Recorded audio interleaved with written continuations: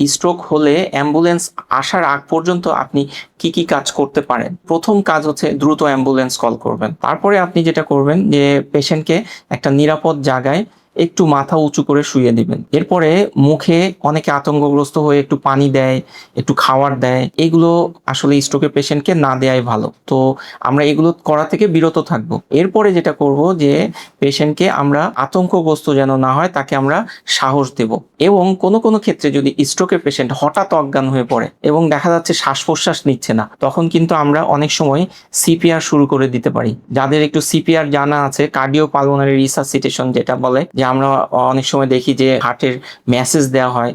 তো এই জিনিসটা যাদের ট্রেনিং আছে, যাদের জানা আছে, তারা কিন্তু এটা বাসাতেই শুরু করে দিতে পারি। এরপরে যখন অ্যাম্বুলেন্স চলে আসবে, অ্যাম্বুলেন্সে আমরা অতি দ্রুত পেশেন্টকে নিয়ে নিকটস্থ স্ট্রোক সেন্টারে, অতি দ্রুত মানে 4.5 ঘন্টার মধ্যে আমরা তাকে নিয়ে যাব।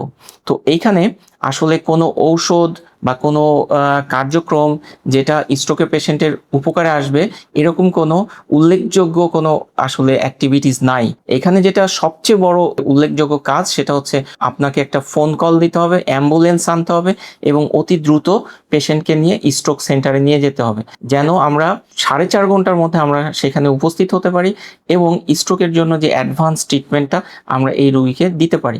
স্ট্রোকের মূল্যবান জিনিস হচ্ছে সময়। আসুন আমরা এই সময়টাকে কাজে লাগাই এবং স্ট্রোকের রোগীকে কালক্ষেপণ না করে স্ট্রোক সেন্টারে নিয়ে যাই এবং স্ট্রোকের পেশেন্টগুলোকে সুস্থ করে তুলি। ধন্যবাদ।